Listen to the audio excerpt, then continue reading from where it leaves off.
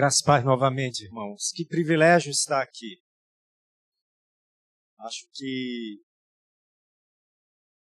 minha esposa, Shirley, ia dizer a mesma coisa que estou dizendo. Porque sempre é confortante estar entre irmãos e irmãs que adoram o mesmo Deus, que são salvos pelo mesmo sangue do Senhor Jesus. É privilégio, vocês nem imaginam como a gente se sente bem em vosso meio. Estou numa casa receptiva. Agradeço Samuel por ter me deixado ficar no quarto dele muito à vontade. Eu estou melhor do que em qualquer hotel.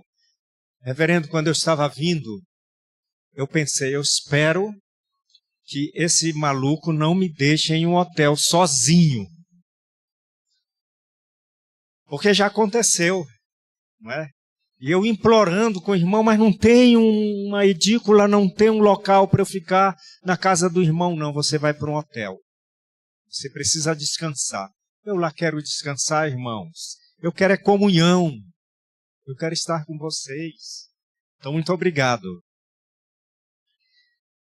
Esses dias temos falado aqui sobre uma vida para a glória de Deus. Uma única vida que temos, o que faremos com ela? Eu até os 20 anos não estava certo do que eu estava fazendo com a minha vida. Mas, aos 20 anos de idade, e quem estava aqui no primeiro dia ouviu que eu gostaria de ser padre, não é? Gostaria de alguma forma, estar a serviço de Deus, mas eu não entendia. Na verdade, nada sobre a Trindade, eu sabia malmente sobre Jesus Cristo. Era aquela ideia de que toda religião leva a Deus, né? Que qualquer Deus serve, qualquer título a Deus serve. Eu estava naquela situação. Eu lembro que quando eu ouvi pela primeira vez falar sobre Jesus, tinha uma música do cantor Vando que dizia que Jesus era negro, não é? Uma coisa assim, que morreu na cruz. O meu amigo disse, olha, tem um fato histórico. Ele era judeu. Então foi que eu comecei a aprender a respeito do Senhor Jesus. Que eu deveria respeitar. É claro que ele não é aquele camarada de olho azul que sai nos filmes, cabelos loiros, não é bonito, um modelo. Não, ele era judeu. E se você for ver o judeu mediano, ele não é isso. Ele não é um Brad Pitt, não é? Bonitão, etc. e tal. Não. Um judeu provavelmente com o nariz lá para frente, não é?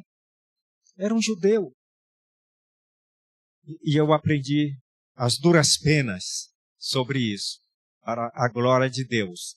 O nosso versículo-chave é 1 Coríntios 10, 31, não é? Portanto, quer comais, quer bebais, ou façais outra coisa qualquer, fazei tudo para a glória de Deus. Hoje, eu gostaria de trabalhar a ideia de como responder, porque isso tem tudo a ver com a nossa identidade, foi o que nós falamos na primeira mensagem, tudo a ver com a nossa biografia, mas especificamente tem a ver como nós respondemos à palavra de Deus. Então, o título que eu estou dando hoje à noite é da omissão, ou seja, de eu não fazer nada até responder amorosamente aquilo que Deus tem para que a gente faça.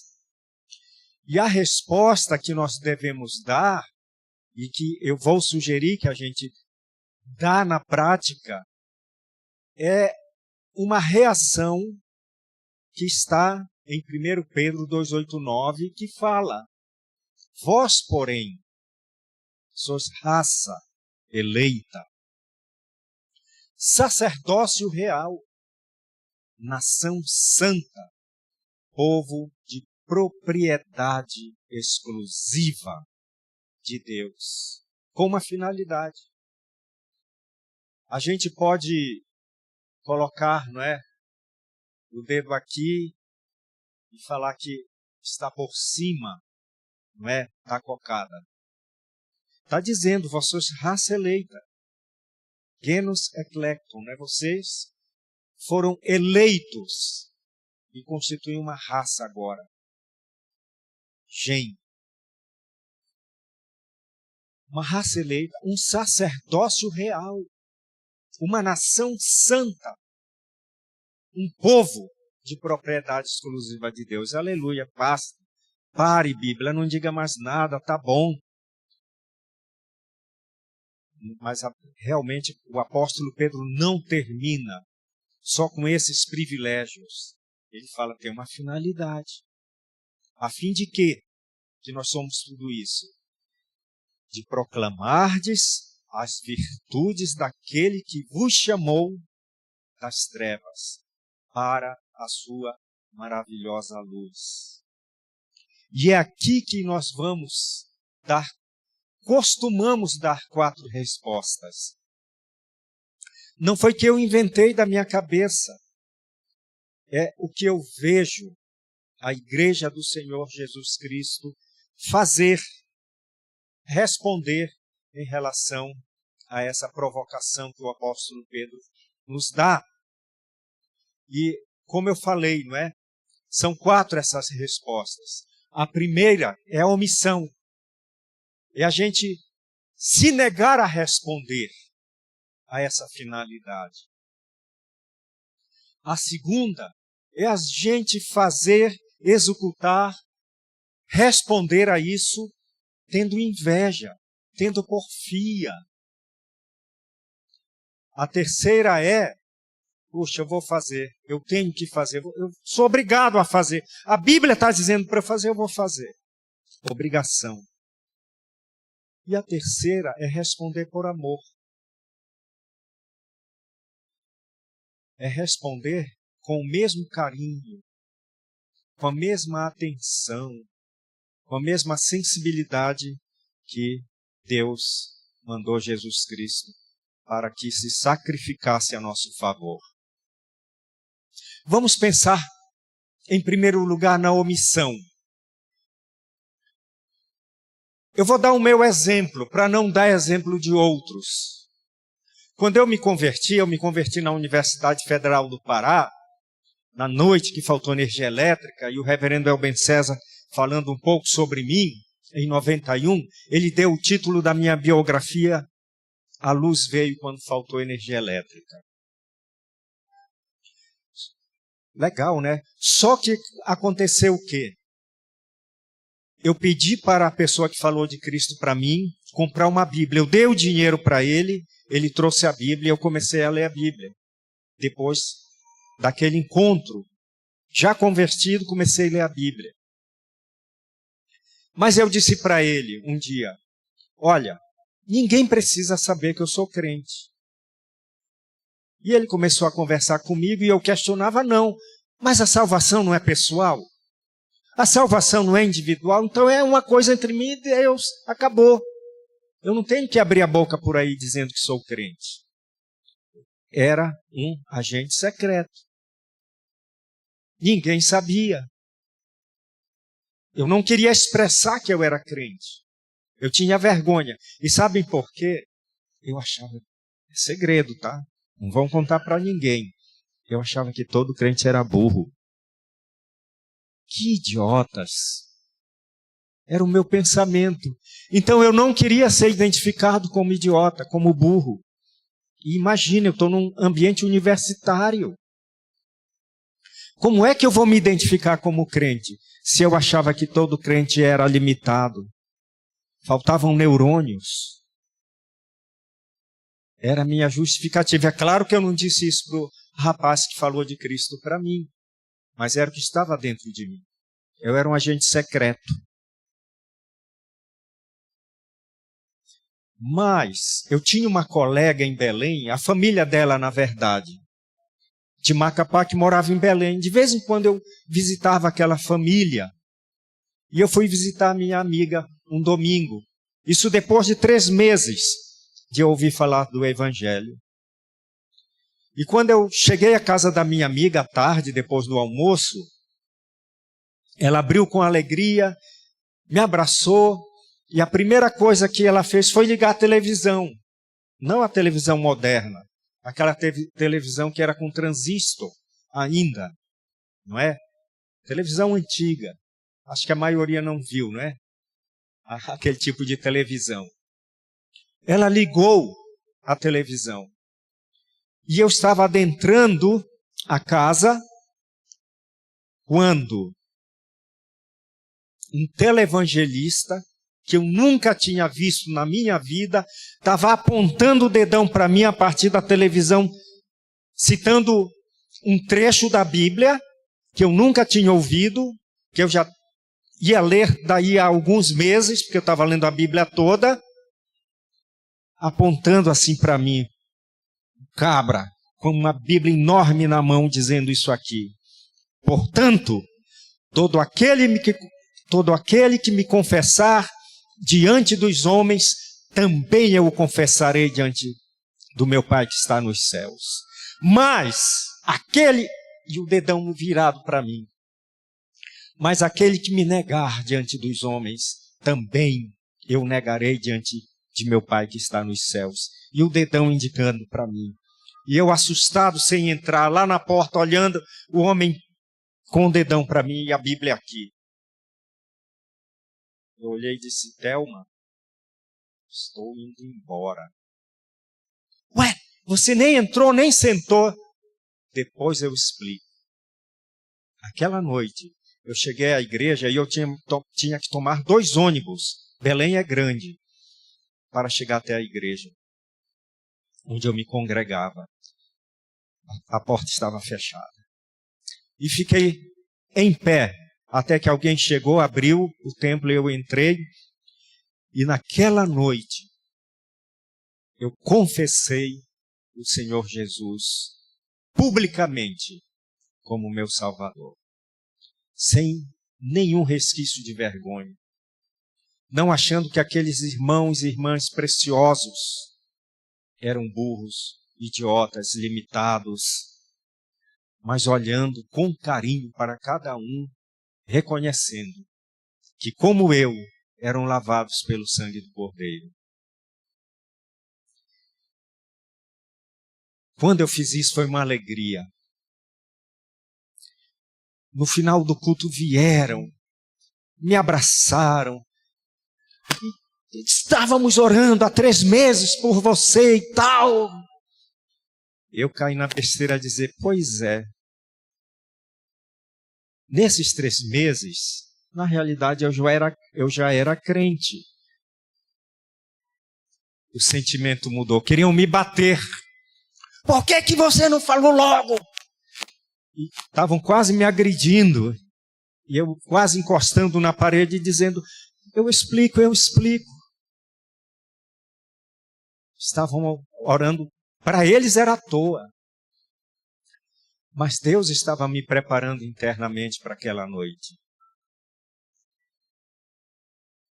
Eu acho que, não sei se foi ontem ou antes de ontem, eu mencionei que eu fui em 79, né, aquele sonho de não crente, está lá em Macapá, uma cidade que provinciana, nem universidade tinha. Quando eu concluí meu curso de ensino médio, tive que fazer vestibular e ir para Belém. Cidade bem provinciana, em 76, que eu ingressei na universidade em 77, mas o vestibular eu fiz em 76, o ano que eu me formei no ensino médio. E o meu sonho era ir para Brasília e São Paulo. Não sei porquê, mas era o meu sonho. E quando eu fui fazer o meu primeiro curso de tradução da Bíblia, foi em Brasília. E houve a geração 79 no Anhembi, em São Paulo. Então eu fui para São Paulo em 79 também. Foi uma delícia. Foi algo espiritualmente extraordinário para mim. Eram 4.000 pessoas no Anhembi. Rapaz, estava frio, ó. Tem que tomar banho no frio. E não era nesse tipo de chuveiro que você tem na sua casa, não, meu reverendo. Era uma bica onde se ligava e todo mundo ali despido, como se fosse num campo de concentração, tomando banho frio. Eu lá do norte, do calor, passei esse sacrifício, mas era um banquete espiritual. E de repente eu vejo aquele pregador. Eu falei para o meu amigo, ele estava também em Brasília. Eu acho que ele estava fazendo o segundo módulo e eu fui fazer o primeiro. Eu disse, olha aquele pregador. Falei para ele, o pregador, ele disse, rapaz, você está doido? Qual pregador? Eu disse, aquele que falou que se a gente confessasse Deus diante do Pai, ele ia confessar a gente também. Mas se a gente negasse, ele ia negar também. Ele é o pregador. Tinham anunciado o pregador. Era americano, só que eu esqueci o nome. Eram muitos pregadores, mas eu sabia que era aquele pregador. E a geração 79 deu um livreto. Eu tenho esse livro até hoje, guardado. Quando eu voltei para Brasília, disse, puxa vida, vou ler esse livro. Pregador, está aqui. Ele tem nome. Quem já ouviu falar nesse homem? Bastante pessoas. Vocês que não ouviram, ele simplesmente, acho que ele morreu com 100 anos, ele simplesmente foi o homem que mais falou de Jesus às multidões. Década de 70, 80, 90, ele enchia estádios. Não, ele não enchia templos, não, ele enchia estádios. 100.000 pessoas, 150.000 pessoas, acho que até para 200.000 pessoas de uma vez ele chegou a pregar. Queridos, quando a gente fala de Cristo, a gente não sabe o resultado. Você lançou a semente, a gente não sabe. O Billy Graham, agora acho que no céu, ele deve saber que ele me ajudou a confessar publicamente o Senhor Jesus Cristo. Aqui nessa vida ele não soube, não. Aí ele voltou para os Estados Unidos, fiquei aqui. Primeira vez que fui aos Estados Unidos, acho que foi em 93. Até fui a Carolina do Norte, a cidade chamada Charlotte. E quando eu chego lá, na saída do aeroporto, numa boulevard, com 6 pistas de um lado e 6 do outro, está lá aquele arco escrito Billy Graham Boulevard. O homem foi tão fiel a Deus, tão reconhecido inclusive pelos não crentes, que ele tinha um nome, tem o nome de uma grande rodovia nos Estados Unidos, ali perto de Charlotte, saindo do aeroporto. E foi ele pregando, esticando aquele dedão velho, feio, para mim, que me assustou e me fez parar e confessar publicamente o Senhor Jesus Cristo. Infelizmente, eu não sou o único agente secreto. Eu quero contar uma outra história de um outro agente secreto para vocês. Eu me dediquei de corpo e alma ao trabalho de Cristo logo que me converti. Em 78 eu já estava fazendo curso sobre tradução da Bíblia. Curso pequeno de uma semana. Em 79 foi que eu fui para Brasília, mas eu não lembro o ano agora.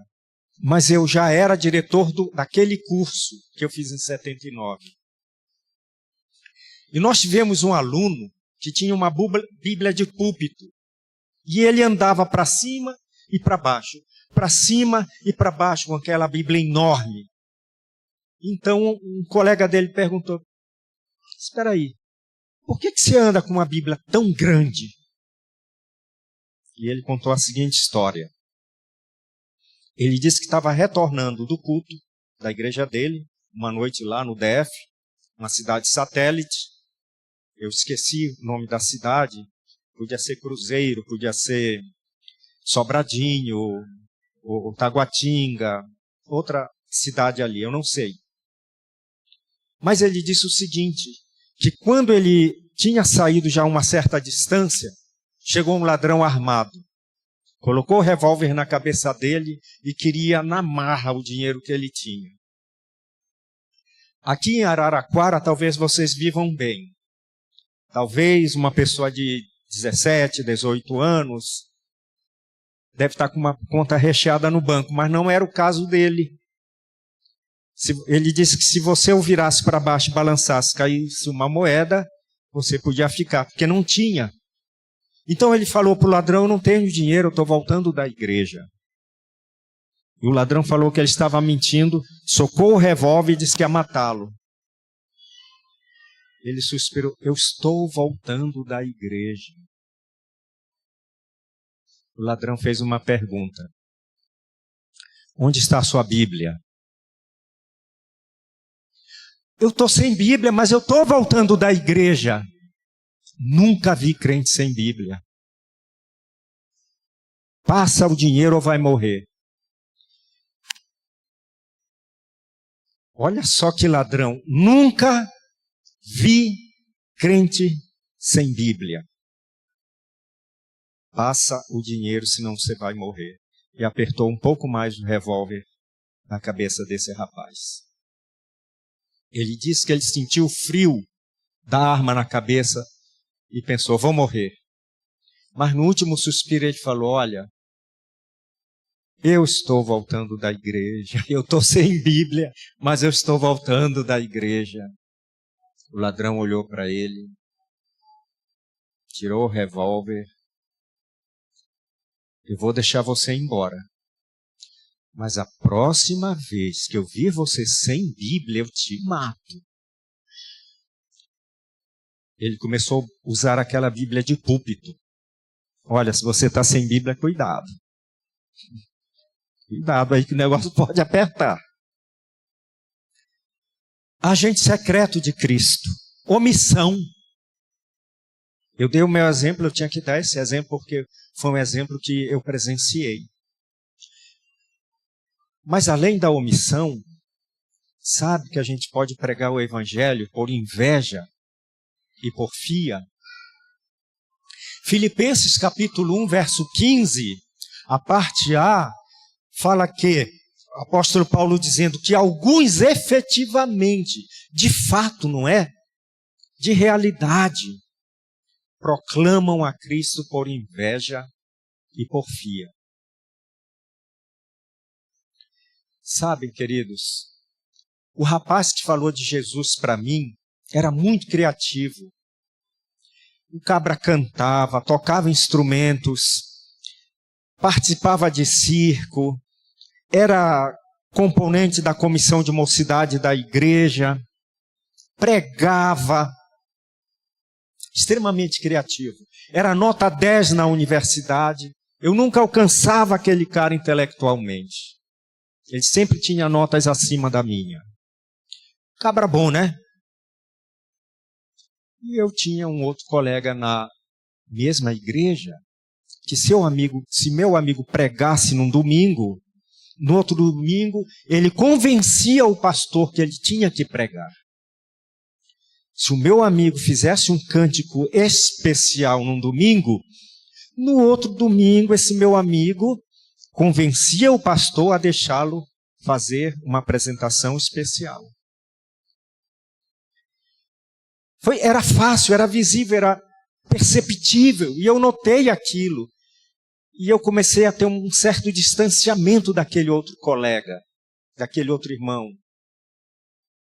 Mas por que ele faz isso? Por que ele está com inveja desse outro? Espere lá. Eu me converti em 77, em 79, eu falei para vocês que Quis trabalhar para Deus logo. Estava fazendo cursinhos logo. Em 79, lá para metade do ano, eu já era presidente da mocidade daquela igreja. Tá o meu envolvimento. E eu tentando ser criativo, nós tivemos uma programação de jovens num sábado à noite, e eu estava ali tentando fazer o melhor que eu podia. De repente passa um hippie. A nossa igreja era na saída de Belém. Passa aquele hippie todo sujo. A gente fala com ele, eu falei com ele, mas voltei ao meu trabalho. O meu amigo chegou a conversar com o meu amigo criativo que falou de Cristo para mim, chegou a conversar com o hippie, chegou a dizer, tu és Pedro, e sobre esta pedra edificarei a minha igreja.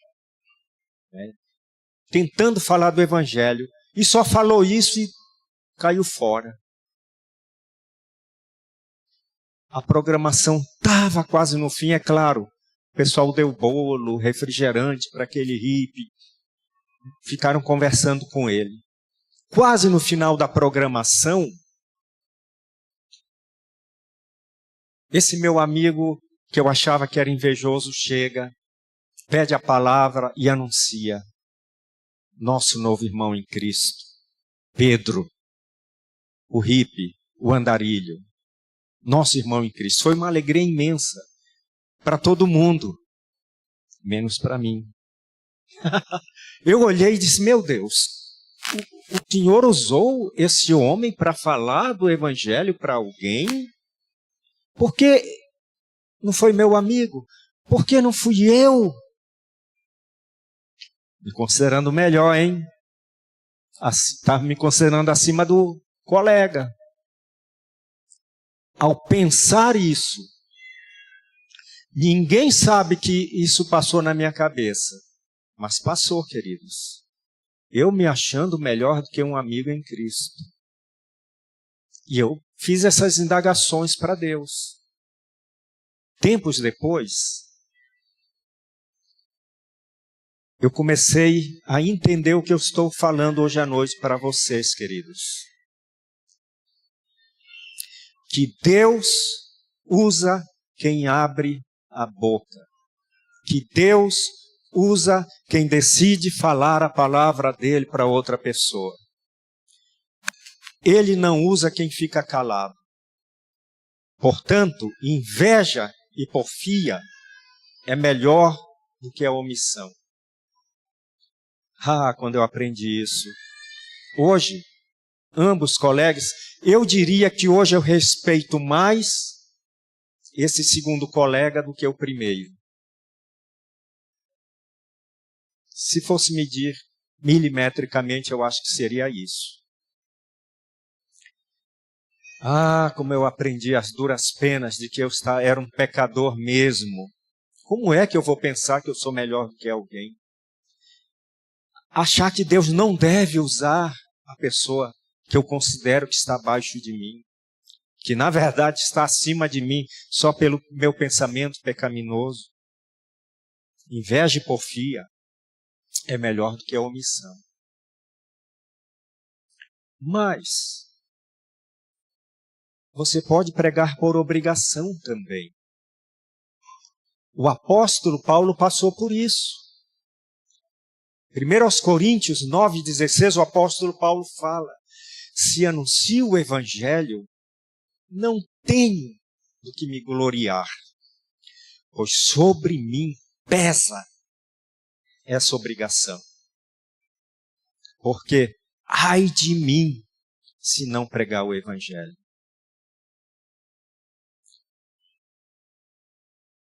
Obrigação. Eu ouvi muitas pregações sobre nós termos a obrigação de pregar o evangelho. Está errado? Está correto. O apóstolo Paulo está dizendo aqui. E o apóstolo Paulo reconhece que a gente prega o evangelho por inveja e porfia.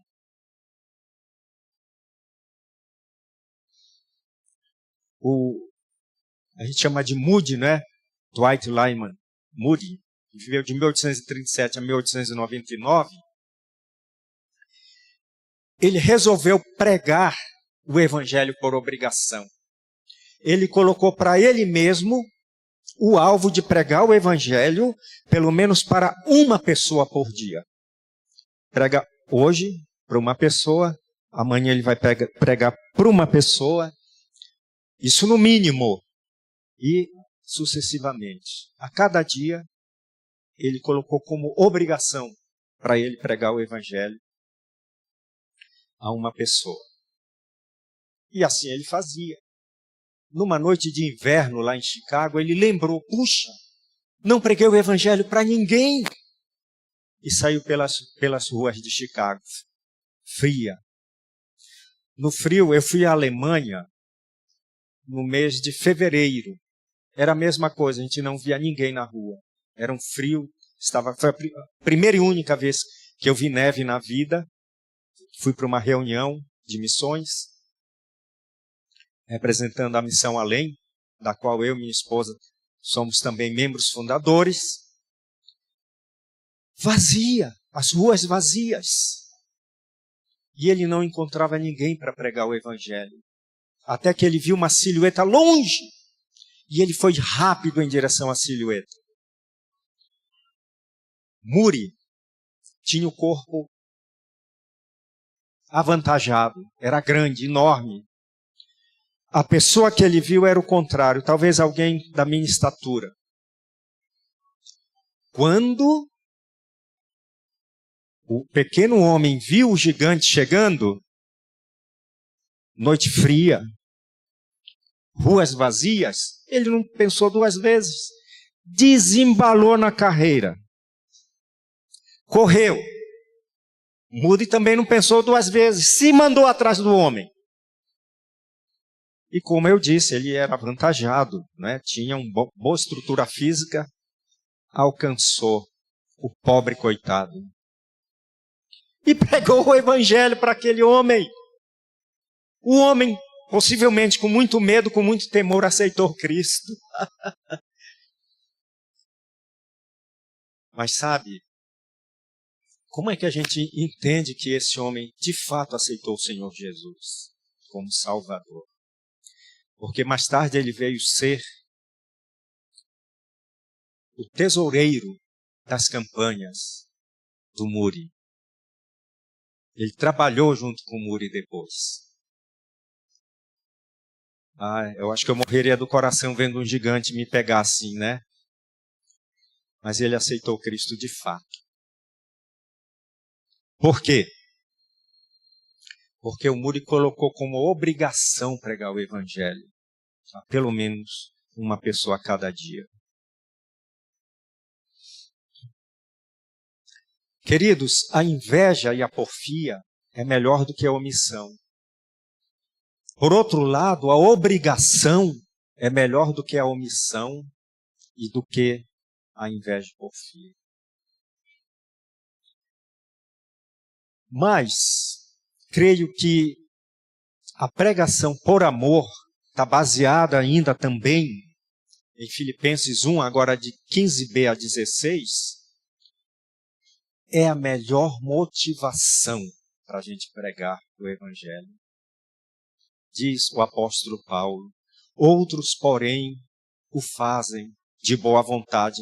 Ele estava dizendo antes que alguns efetivamente pregavam por inveja e porfia. Agora ele está dizendo, outros, porém, o fazem de boa vontade. Estes, por amor, sabendo que eu estou incumbido da defesa do evangelho. Eu creio que essa é a melhor motivação e o melhor sentimento para a gente falar do evangelho. E veja, eu tenho trabalhado esses dias com a ideia de missões transculturais, de tradução da Bíblia, de linguística, disso, daquilo. Agora eu estou falando, é daqui da porta para fora. É a vivência do evangelho, é você abrir a boca a quem você encontra. E fazer isso por amor. Eu não sei quantos ouviram falar do Sadhu Sundar Singh, ele era Sikh. Eu não sei quantos lembram de uma presidente muito famosa da Índia, chamada Indira Gandhi. É esse mesmo nome, né? Ela foi metralhada e cortada ao meio por um Sikh, que era guarda-costa dela. Então, os Sikhs não são assim muito agradáveis de se estar por perto, não é? É um grupo radical. E o Sadhu Sundar Singh, quem estava aqui também anteriormente, deve lembrar que eu disse que ele falou assim para um amigo dele, quando ele era estudante ainda, ele só não lê esse livro, que era a Bíblia. Esse livro, quem lê, acaba sendo crente, tem feitiço. Então não lê. Mas ele mesmo acabou lendo e ele mesmo acabou se convertendo. Só que o pai o envenenou quando soube que ele tinha se convertido. E ele, fugindo do pai, foi vomitando sangue, pegou um trem, e quando estava no trem, o trem parou onde havia um centro missionário, e ele foi ao centro missionário e foi tratado. Sobreviveu. Já depois de muitos anos, avisaram o pai dele: olha, o teu filho passou por aqui, pela cidade. E o pai foi atrás dele. Quando o pai saiu da cidade, ele viu sangue, marcas de pé sangrando. E ele não viu o filho. O filho passou e foi embora. O pai se converteu também.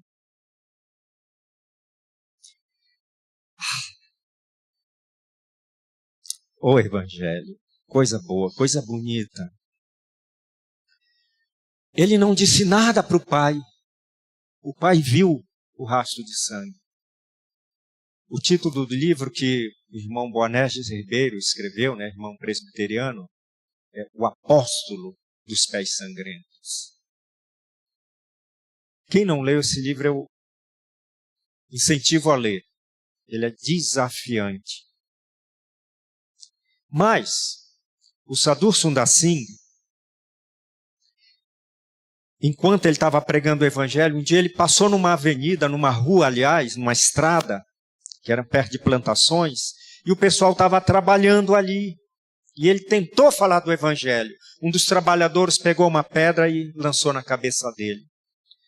Ele, ferido, se sentou embaixo de uma árvore e ficou deixando o sangue escorrer. O pessoal parou o trabalho meio-dia e foi almoçar. 2 horas da tarde, ou 1, não me lembro, eles voltaram para fazer o trabalho ali de colheita. A pessoa que jogou a pedra no Sadhu Sundar Singh teve um mal súbito e não conseguiu voltar para o trabalho. Sadhu Sundar Singh, mesmo ferido, levantou e fez o trabalho daquela pessoa. Quando terminaram a labuta do dia, todos pediram para que o Sadhu Sundar Singh pregasse o Evangelho para eles. Olha, se alguém quebrasse a minha cabeça, eu ia ficar muito chateado. Eu acho que eu não ia ajudar aquele capoeira a trabalhar, não. Eu ia embora. Sadhu Sundar Singh estava ali por amor, trabalhando por amor. Outra vez ele estava pregando o Evangelho. Na verdade, ele estava até cantando. Não sei como era a voz dele.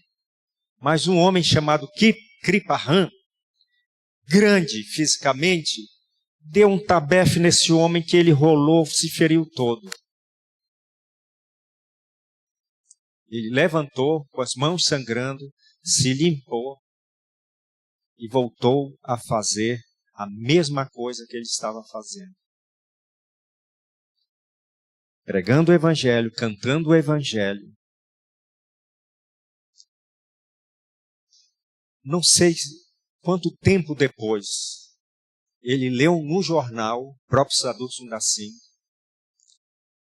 um apelo do Kripahan dizendo: venha me batizar. Eu quero que essas mãos sangrentas me batizem. Estava pedindo para ser batizado pelo homem que ele agrediu. Ele viu Cristo na vida de Sadhu Sundar Singh, pregando por amor. Sabe, esse homem, Sadhu Sundar Singh, por 3 vezes ele foi confundido com Cristo. A primeira, ele foi à Inglaterra, bateu a porta de uma conhecida dele, do apartamento. A secretária do lar veio, abriu a porta, ele falou quem era, ela pediu para ele esperar, foi lá com a patroa e disse, olha, tem um homem aí fora, o nome dele é uma embrulhada, mas bem que ele poderia ser Jesus. A segunda vez, ele estava nos Estados Unidos e estava numa conferência missionária, e quando ele concluiu aquela noite de conferência, na verdade concluiu a conferência, ele foi para a casa de alguém.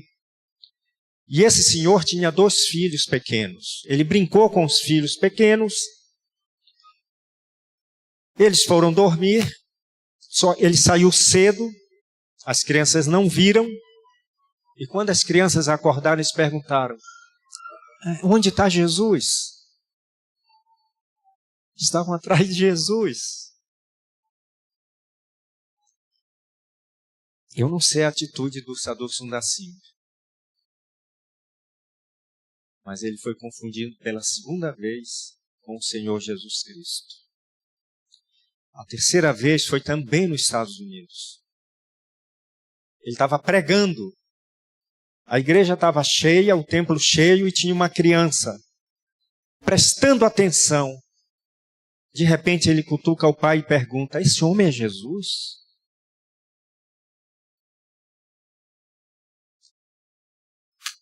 A intimidade desse Sadhu Sundar Singh com Deus devia ser muito profunda, muito grande.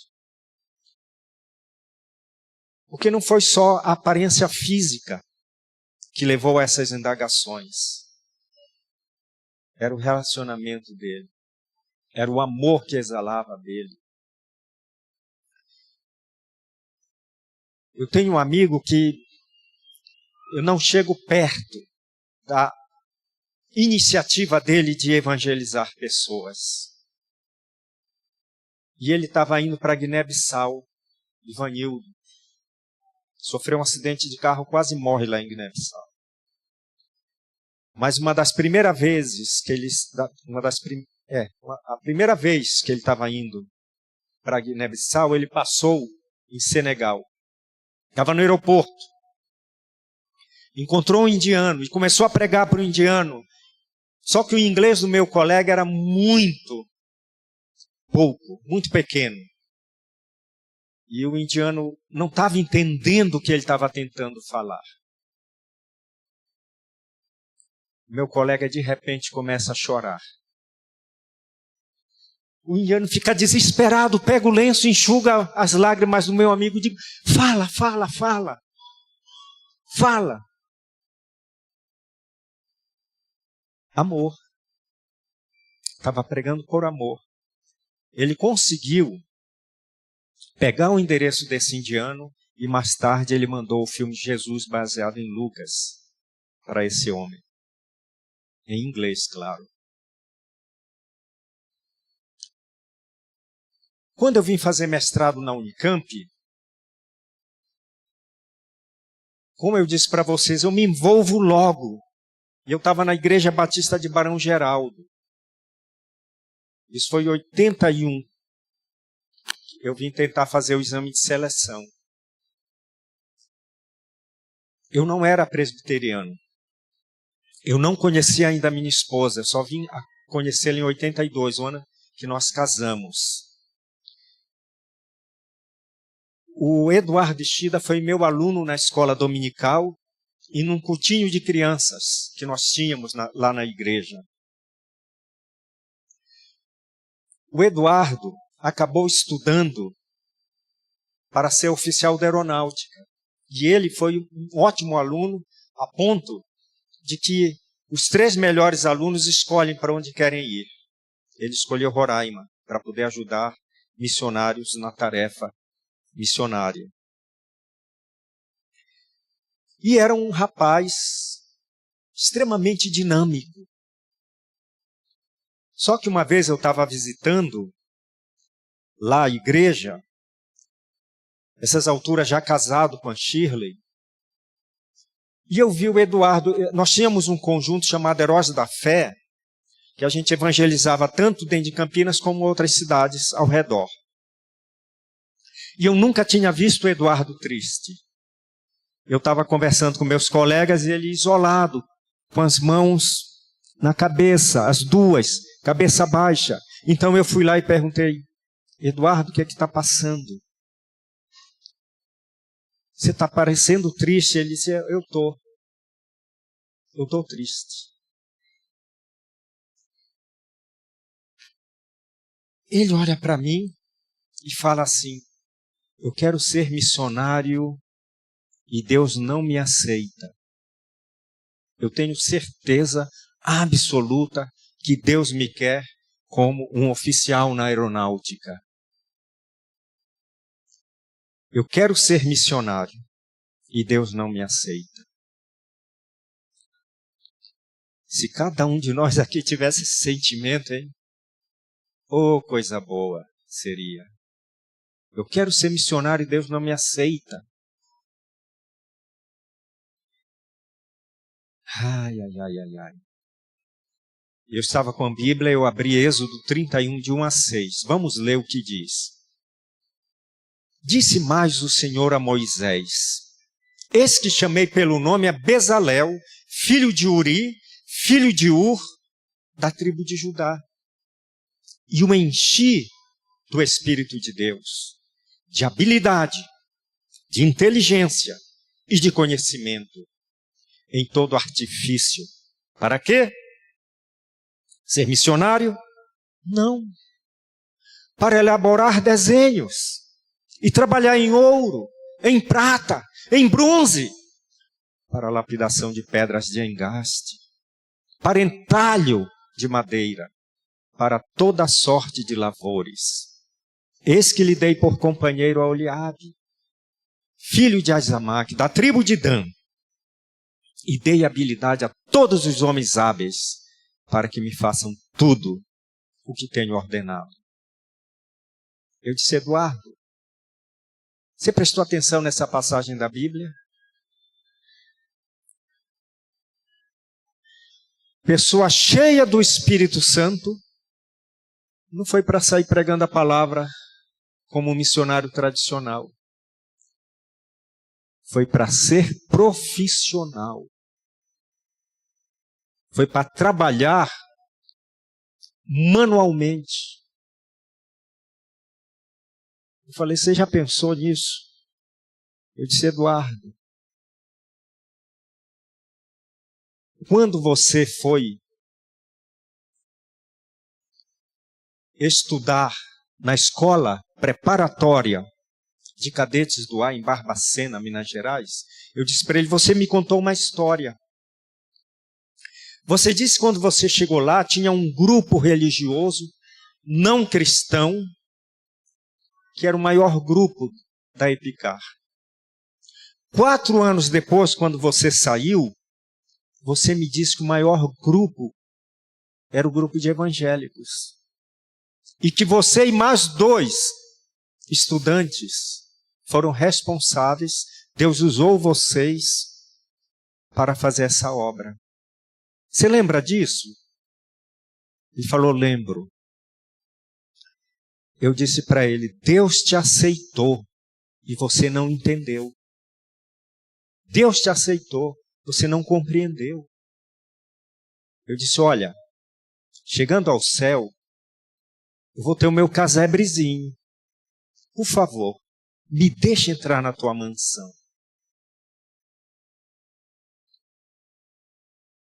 Esse camarada deve ter conduzido pessoas a Cristo muito mais do que eu. E me vem com conversa afiada dizendo que quer ser missionário e Deus não aceitou. Merece uma surra, né? Ah, Deus aceitou sim. Queridos, queridas, o rosto do Eduardo se tornou como um rosto de anjo, literalmente. Eu nunca vi anjo. Mas deve ser assim, o rosto dos anjos, o rosto do Eduardo, alegre, satisfeito, surpreso, atônito. Deus me aceitou. Sorriso largo. Deus aceita você na sua profissão. Sabe por que a sua profissão existe? Porque ela substitui você ser o missionário tradicional.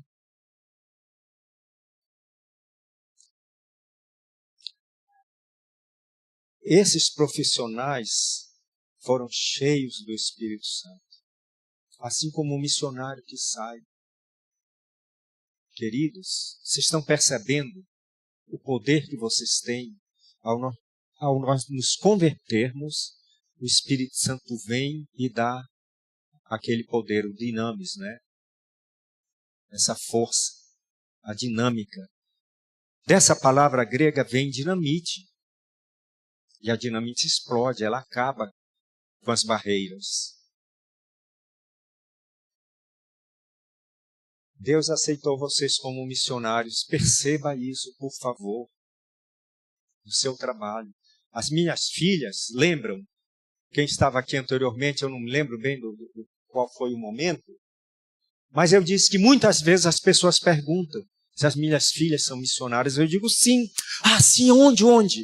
Uma na Embrapa, a outra tem muitos empregos, né?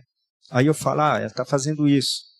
Tá trabalhando numa empresa de selo verde, agora está num banco. São missionárias. E eu falei para vocês também que missões não se faz sozinho. É equipe. Assim como uma andorinha sozinha não faz verão, missionário sozinho não faz missão. Vocês são missionários no sentido lato, orando, sustentando e até indo. É equipe. Eu não posso ser missionário sem a oração dos irmãos e irmãs, sem o sustento dos irmãos e das irmãs. Equipe. O William Carey falava, né? São os seguradores da corda. A gente desce ao poço, mas se não tiver ninguém segurando, a gente vai cair, não é?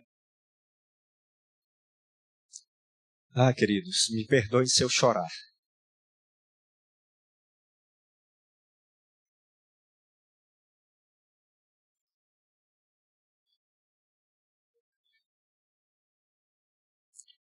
O Eduardo foi morar em Brasília.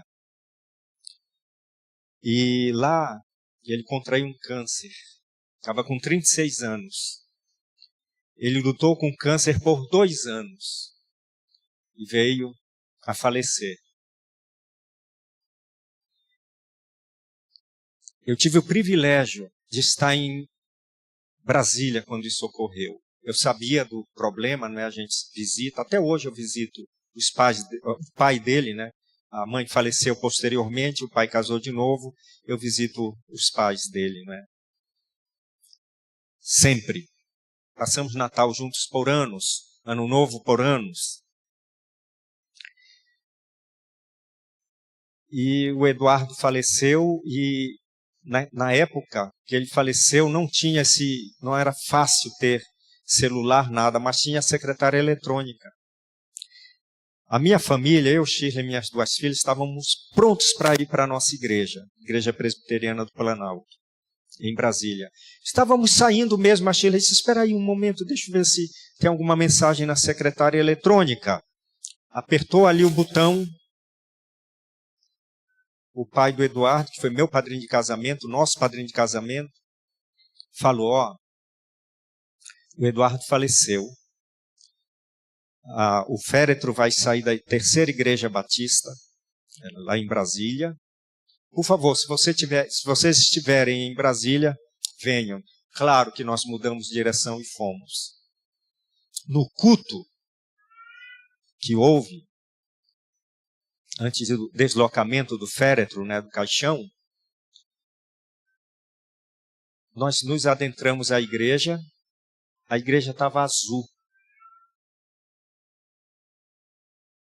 A maior parte absoluta de quem estava lá eram pessoas da aeronáutica. Crentes e não crentes. Tal o respeito que o Eduardo tinha por essas pessoas, né? Elas tinham respeito também pelo Eduardo. Quando Eliane, a viúva, tomou a palavra, ela disse assim: o corpo do Eduardo está aqui. Sua alma está no céu. E vocês? O Eduardo orou por cada um de vocês nominalmente. Não foi, Senhor, abençoa meus colegas. Ele citava um por um de vocês nominalmente. Era assim a oração de Eduardo. Ele falou do Evangelho para cada um de vocês. Nenhum de vocês deixou de ouvir o Evangelho. O Eduardo fez isso. E vocês? O que farão? Forte, né? Você acha que esse homem não era missionário? Muito mais do que eu. Um profissional missionário. É o que todos nós devemos ser. Eu sou linguista, de vez em quando eu dou uma escapulida do campo, oriento um TCC aqui, um TCC ali, escrevo uma coisinha aqui, uma coisinha ali, faço um curso aqui, outro curso ali. Mas todos nós somos de uma equipe missionária. E a responsabilidade pela cidade de Araraquara é muito mais de vocês do que minha. Está nas orações e nas mãos de cada um presente aqui. Vamos nessa? Vamos trabalhar? Eu tenho uma pergunta. Qual a nossa postura? Qual o nosso posicionamento em frente a isso? Vai ser de omissão? Agente secreto? Não dá muito certo não, passei por isso. Inveja ou porfia é melhor do que omissão, né? Vai ser obrigação? Eu acho que Moody, na verdade, pregava por amor, viu? Não digam para ninguém. Ele colocou como obrigação, mas ele pregava era por amor. Ou a gente vai pregar por amor? Qual vai ser o nosso posicionamento?